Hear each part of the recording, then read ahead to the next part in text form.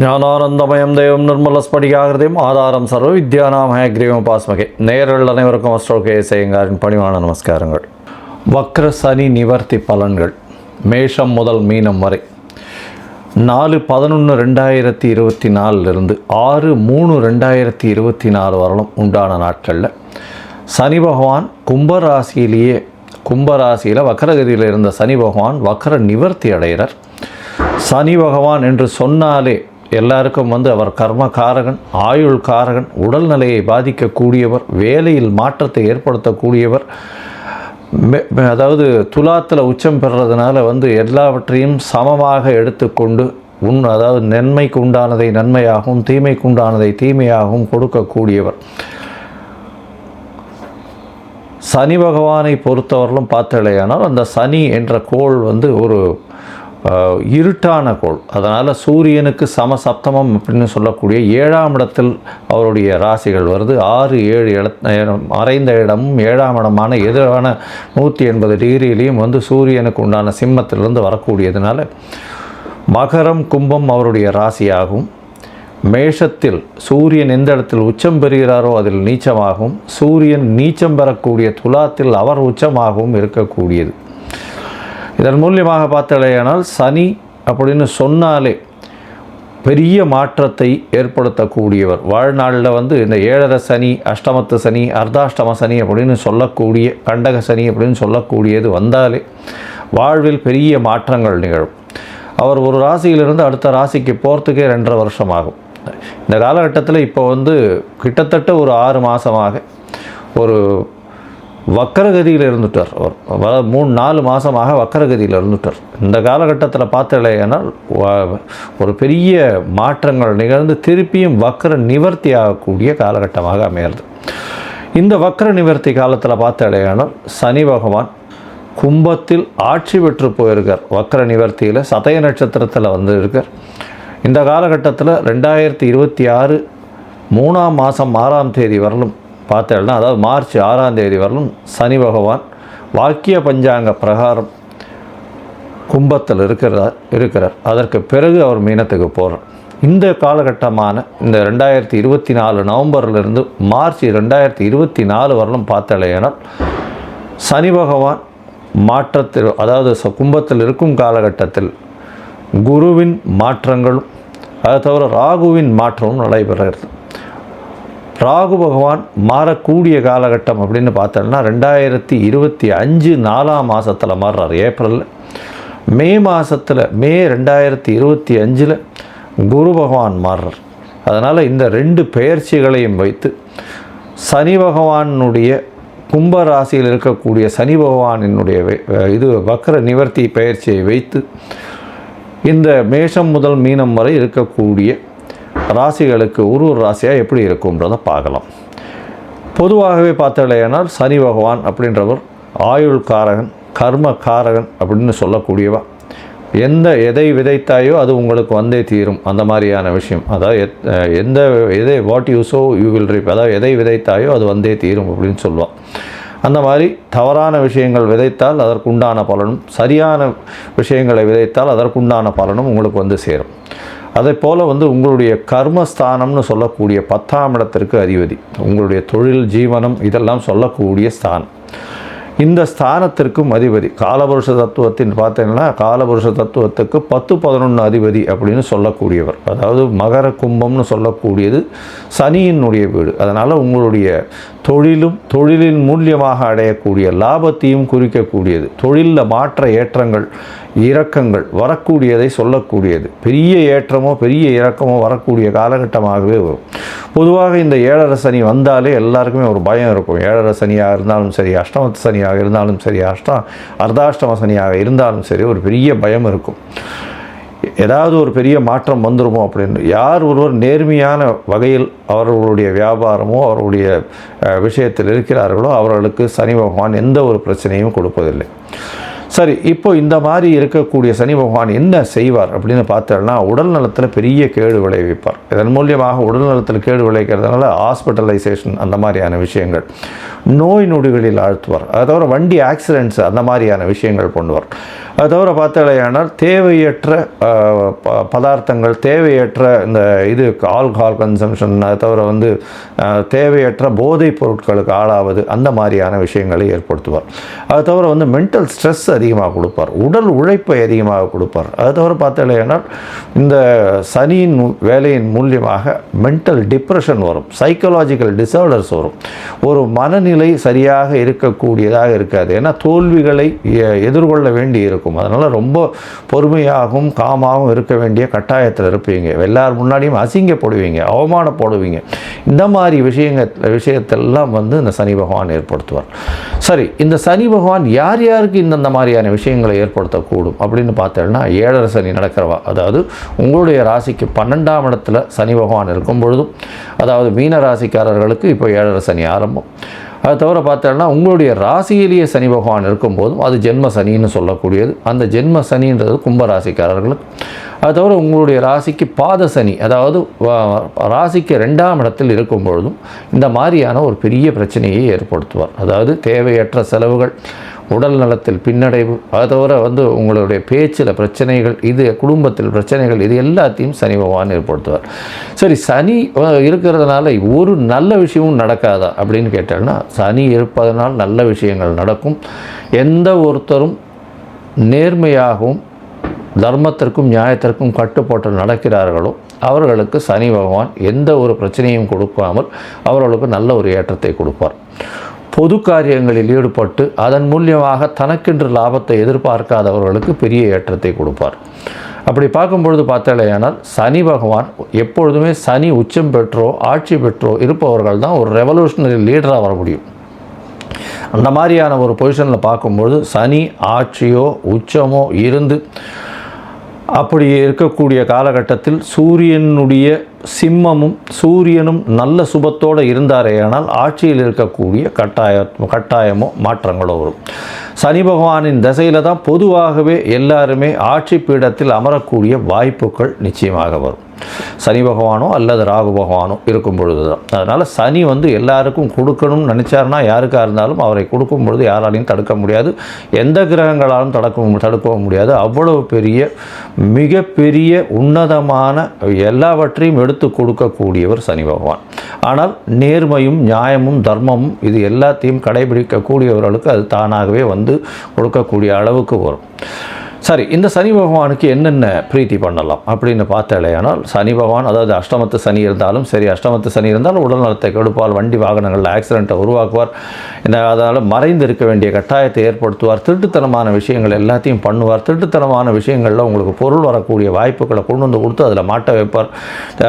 அதாவது ஜெயில், அந்த மாதிரியான சிறைவாசம், இந்த மாதிரியான விஷயங்களுக்கு போகக்கூடிய அளவுக்கு செய்வார். உடல் நலத்தில் பிரச்சனைகளை கொடுக்கக்கூடிய வாய்ப்புகள்லாம் உண்டு இந்த அஷ்டமத்து சனியாக இருந்தால் அஷ்டம சனியில். சரி, இந்த சனி பகவான் இவ்வளவு பிரச்சனையை கொடுக்கக்கூடியவர். என்ன எளிய பரிகாரம் செய்யலாம் அப்படின்னா, முதல் பரிகாரம்னு சொல்லக்கூடியது சனி பகவானுக்கு உண்டான காயத்ரி மந்திரம். சனி பகவானின் காயத்ரி மந்திரம் நான் என்னுடைய இந்த வீடியோலேயே நடுவில் கிளிப்பிங் மாதிரி போடுறேன், பார்த்துக்கோங்க.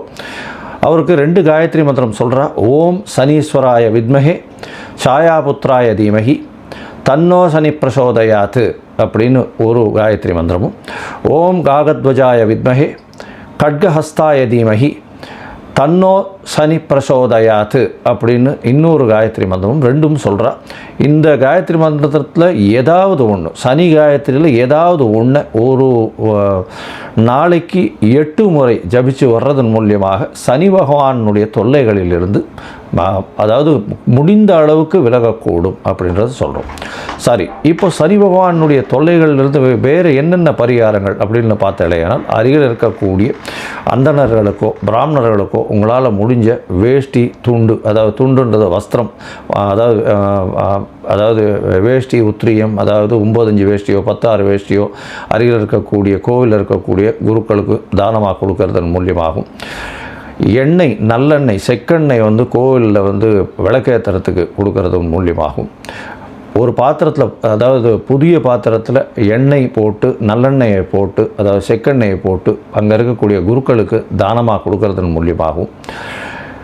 கீழ்த்தட்டு மக்கள், அதாவது இந்த தூய்மை பணி செய்கிறவர்களுக்கு உங்களால் முடிஞ்ச தோல் சம்பந்தப்பட்ட இல்லைன்னா இரும்பு சம்பந்தப்பட்ட விஷயங்கள் வாங்கி கொடுக்கறதன் மூலியமாகவும், இதை தவிர பார்த்தாலேனால் கருப்பு கொடை தானம் செய்கிறதன் மூலியமாக, அதை தவிர தடி தானம் செய்கிறதன் மூலியமாக, தடின்னா அந்த வயசானவங்க ஊனின்னு போகக்கூடிய தடி தானம் செய்கிறதன் மூலியமாகவும் சனி பகவானுக்கு ஏற்ற பரிகாரமாக சொல்லப்படுறது. அதை தவிர எள்ளு உருண்டை தானம் செய்கிறது, காக்காய்க்கு சாதம் வைக்கிறது, அதை தவிர எள்ளு விஷயமான எண்ணெய் எடுத்து அது தானம் கொடுக்கறது. அதை தவிர பார்த்தாலேனால் இந்த சனி பகவானுக்கு இரும்பு மிகவும் முக்கியமானது. அதனால் இந்த உடல் உழைப்பு செய்பவர்களுக்கு இரும்பு தானம் கொடுக்கறதன் மூலியமாக சனி பகவானுக்கு சொல்லக்கூடிய பிரீத்தியாக சொல்லப்படுறது. சரி, இப்போது மேஷம் முதல் மீனம் வரை இந்த சனி வக்ர நிவர்த்தி இந்த ஒரு 1.25 வருஷம், அதாவது 488 நாள் எப்படி இருக்குது அப்படின்றதை இந்த குரு பயிற்சியையும் ராகு கேத்துவினுடைய பயிற்சியையும் வைத்து எப்படி இருக்குன்றதை ஒன்றொன்னா வருஷப்படுத்தி பார்க்கலாம். அதற்கு முன்னாடி என்னுடைய மொபைல் நம்பர் கீழே ஸ்க்ராலிங்கில் வந்துட்டுருக்கோம். உங்களுக்கு அஸ்ட்ராலாஜிக்கல் கன்சல்ட் தேவைப்பட்டதுன்னா எனக்கு ஃபோன் பண்ணுங்கள். உங்களுடைய date, time, place of birth, உங்களுடைய பெயர், தாய் தகப்பனின் பெயர், இதை மட்டும் எனக்கு அனுப்புங்க. என்னுடைய கட்டணம் என்னென்னு சொல்கிறேன். முதல்ல அதை அனுப்பிச்சுட்டு அதுக்கப்புறம் நான் உங்களுடைய ஜாதகத்தை போடுறேன். ஜாதகத்தில் சந்தி இருக்கான்றதை பார்க்கணும். சந்தி தான் முக்கால்வாசி பேர் என்கிட்ட வர்றவாலாம் புனர்பூச நட்சத்திரம் அப்படின்னு சொல்லுவாள். புனர்பூச நட்சத்திரம் 3ஆம் பாதமாக இருக்கும்னு நினச்சின்னு மிதுனத்திலேயே ஒரு 50-55 வயசு வரலாம் அர்ச்சனை பண்ணிட்டு இருப்பாள். ஆனால் அவள் 4ஆம் பாதமாக இருப்பாள். அதே மாதிரி மிருகசீரிஷம்னு சொல்லுவாள். மிருகசீரிஷம் ரிஷப ராசிலையும் இருக்குது, மிதுன ராசிலையும் இருக்குது. அவளுடைய டிகிரி என்ன டிகிரியில் இருக்குது, பாத சந்தி இருக்கா, நட்சத்திர சந்தி இருக்கா, லக்ன சந்தி இருக்கா, இது எல்லாத்தையும் பார்த்துட்டு அவர்களுக்கு இப்பொழுது நடக்கக்கூடிய கோல்சார பிரகாரம் என்னென்ன இது நடக்கிறது, தசாபுக்தி அந்தரம் சூக்ஷ்மத்தை வச்சு அவருடைய கோல்சாரத்தையும் வச்சு என்ன எளிய பரிகாரம் பண்ணலாம் அப்படின்றத உங்களுக்கு பார்த்து சொல்கிறேன். சரி, இப்போ மேஷம் முதல் மீனம் வரை சனி வக்ர நிவர்த்தி 2024 எப்படி இருக்குன்றதை பார்க்கலாம்.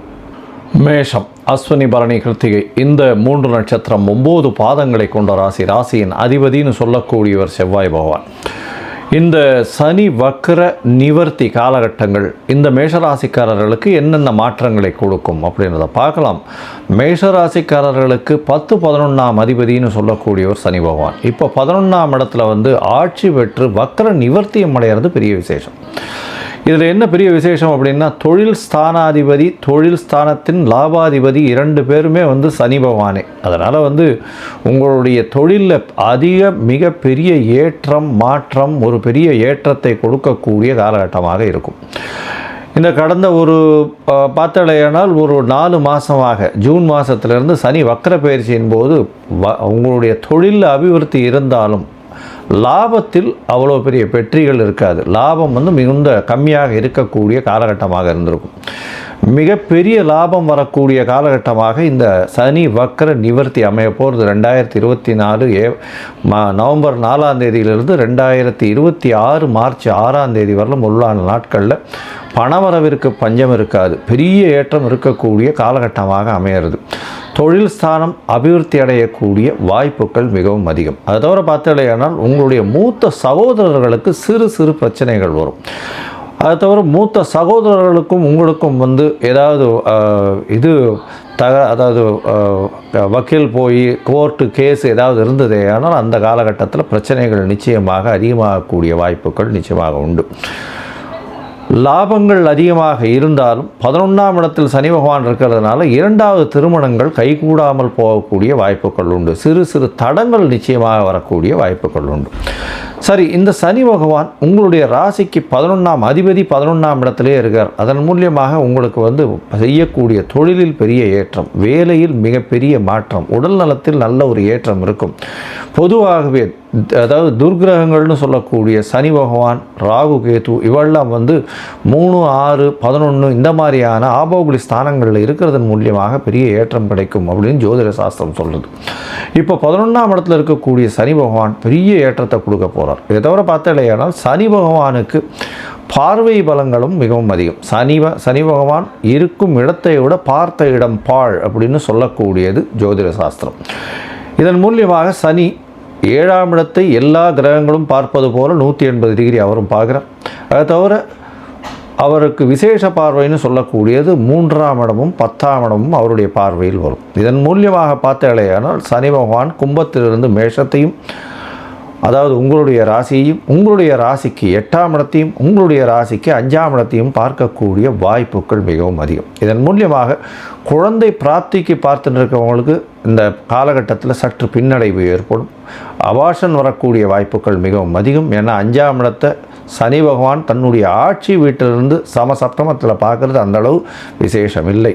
அதை தவிர பார்த்தாலேயானால் 8ஆம் இடத்துல அவர் பார்க்குறார். அதனால் மறைந்து இருக்கக்கூடிய காலகட்டம் நிச்சயமாக வரும். மறைந்து இருக்கக்கூடிய விஷயத்திலிருந்து பணவரவுகள் வரக்கூடிய வாய்ப்புகள் சற்று கம்மியாகும். திடீர் பணவரவு வரும். ரேஸு, லாட்ரி, அதை தவிர இந்த இன்சூரன்ஸ், இந்த மாதிரியான விஷயங்கள், வெளிநாடு தொடர்புகள் மூலியமாக நல்ல ஒரு ஏற்றம் கிடைக்கும். இருந்தாலும் வெளிநாடு போகக்கூடிய வாய்ப்புகள் சற்று கம்மியாகக்கூடிய வாய்ப்புகள் உண்டு. ஏன்னா 8ஆம் இடத்தை சனி பார்க்குறார். உடல் நலத்தில் கொஞ்சம் ஜாகிரதையாக இருக்கிறது நல்லது. உங்களுடைய ராசியும் சனி பார்க்குறார், 8ஆம் இடத்தையும் சனி பார்க்குறார். அதனால் உடல் நலத்தில் கொஞ்சம் பின்னடைவு இருக்கக்கூடிய காலகட்டமாக அமைய போகிறது. உங்களுடைய ராசிக்கு 8ஆம் இடத்தை சனி பகவான் பார்க்கறதுனால வண்டி வாகனம் ஓட்டும் பொழுது ஜாகிரதையாக இருக்கிறது ரொம்பவும் நல்லது. சரி, இது உங்களுடைய ராசிக்கு, அதாவது 11ஆம் இடத்தில் இருக்கக்கூடிய சனி பகவான் இந்த நவம்பரிலிருந்து வருகிற மார்ச், அதாவது ஏப்ரல், மே, அதாவது 2025 வரலும் பார்த்தாலேயானால் ராகுவும் குருவும் ஏப்ரல் மாதத்தில் ராகு பகவான் உங்களுடைய ராசிக்கு 11ஆம் இடத்துலையும், கேது பகவான் 5ஆம் இடத்துலையும் வர, குரு பகவான் மே மாதத்தில் உங்களுடைய ராசிக்கு 3ஆம் இடத்துல போகிறார். இதன் மூலியமாக என்ன அப்படின்னா, உங்களுடைய ராசிக்கு 3ஆம் இடத்துலேருந்து சனி ராகுவை பார்க்கறது பெரிய விசேஷம். அதனால் பார்த்தாலேயானால் சனி ராகுவினுடைய தன்மைகள் சற்று குறையக்கூடிய வாய்ப்புகள் நிச்சயமாக உண்டு. இருந்தாலும் 5ஆம் இடத்தில் கேது பகவான் இருந்து சனியின் பார்வையில் இருக்கிறது அந்த அளவு விசேஷம் இல்லை. அதனால் கண்டிப்பாக குழந்தை பிராப்திக்கு பார்த்து கொண்டு இருப்பவர்களுக்கு சற்று மிஸ்கேரேஜ் ஆகக்கூடிய வாய்ப்புகள் மிகவும் அதிகம். ஜாகிரதையாக இருக்கிறது நல்லது. அதை தவிர டாக்டர்கிட்ட போய் ரெகுலர் செக்கப் போயிட்டு வர்றதன் மூலியமாக உங்களுக்கு மாற்றங்கள், ஏற்றங்கள் வரக்கூடிய வாய்ப்புகள் நிச்சயமாக உண்டு. இருந்தாலும் குழந்தை பிராப்திக்கு உண்டான காலமாக இது இருக்காது. அந்த 2026 ஏப்ரல் மார்ச் வரலும் அந்த காலகட்டம் பிரச்சனைகளுக்கு உண்டான காலகட்டம். உங்களுக்கு பதவி, புகழ், அந்தஸ்து, கௌரவம் எல்லாமே வரும். இருந்தாலும் குழந்தை பிராப்தி இருக்காது. ஏன்னா அந்த காலகட்டத்தில் குழந்தை பிராப்திக்கு எதிர்பார்த்து கொண்டிருந்தால் நிச்சயமாக நடக்காது. தொழிலில் பெரிய ஏற்றம் கிடைக்கும். உடல் நலத்தில் சற்று பின்னடைவு இருந்தாலும் எல்லா வகையிலும் வெற்றியடையக்கூடிய வாய்ப்புகள் உண்டு. உடற்பயிற்சி ரொம்பவும் முக்கியம். டாக்டர்கிட்ட போயிட்டு வர்றது ரொம்பவும் ஜாகிரதையாக பார்த்துக்கோங்க. ரெகுலர் பீரியாடிக்கல் செக்கப் பார்த்துக்கிறது ரொம்பவும் நல்லது. இந்த மாற்றங்கள் வரும்பொழுது குருவின் பார்வையில் சனியும் ராகுவும் இருக்கிறதுனாலையும் 11ஆம் இடம் வலுப்பெற்று போகிறதுனாலையும் பெரிய ஏற்றம் கிடைக்கும். இதன் மூலியமாக பார்த்தோம்னா வெளிநாட்டிலிருந்து நல்ல ஒரு செய்தி வரக்கூடிய வாய்ப்பும், வெளிநாட்டிலிருந்து உங்களுக்கு பணம் வரக்கூடிய வாய்ப்பும், அதை தவிர வெளியூர், வெளிமாநிலம் சம்பந்தமாக போயிட்டு வரக்கூடிய வாய்ப்பும் உங்களுக்கு நிச்சயமாக கிடைக்கும். குருவின் பார்வை சனியின் மேலே உழறதுனால குரு சண்டாள யோகம்னு சொல்லக்கூடியது வருது. இதன் மூலியமாக பார்த்தாலேயானால் உங்களுடைய எஜமானர்களையோ, அட்மினிஸ்ட்ரேட்டிவ் இன்சார்ஜையோ, அதை தவிர உங்களுடைய அதாவது அரசுக்கு விரோதமாகவோ சிலர் செயல்படக்கூடிய வாய்ப்புகள் நிச்சயமாக உண்டு. இந்த மேஷ ராசிக்காரர்கள், அதுவும் ரியல் எஸ்டேட் தொழிலில் இருக்கிறவா, இந்த செங்கல், மணல், ஜல்லி, இந்த மாதிரியான விஷயங்கள் வியாபாரம் பண்ணுறவா, அதை தவிர ரத்த சம்பந்தமாக இந்த இதுவெல்லாம் டெஸ்டிங் இதுவெல்லாம் வச்சுருக்கிறவங்க, உபகரணங்கள், அதாவது மருத்துவ உபகரணங்கள் விற்கிறவங்க, மருந்து சம்பந்தமான வியாபாரம் பண்ணுறவங்க, மருத்துவர்கள், அதை தவிர இந்த நெருப்பு சம்பந்தமான விஷயங்களில் வியாபாரம் பண்ணுறவங்க, இவங்களுக்கு எல்லாருக்குமே ஒரு நல்ல ஏற்றம், பெரிய மாற்றமும் இருக்கும். புதிய தொழில் அமையக்கூடிய வாய்ப்பும், உங்களுடைய உடல்நிலையில் சற்று பின்னடைவு இருந்தாலும் குருவினுடைய பார்வை 2025 மே மாதத்துக்கு மேலே சனி பகவான் மேலே உழறதுனால பெரிய ஏற்றங்கள் கிடைக்கக்கூடிய காலகட்டமாக அமையிறது. அதனால் நீங்கள் அருகில் இருக்கக்கூடிய இந்த திருவாரூர் திருத்துறைப்பூண்டியில் இருக்கக்கூடிய சனீஸ்வரன் கோவிலுக்கு போயிட்டு வர்றதன் மூலியமாக உங்களுடைய வாழ்வில் மிகப்பெரிய ஏற்றமும் மாற்றமும் நிச்சயமாக வரும்.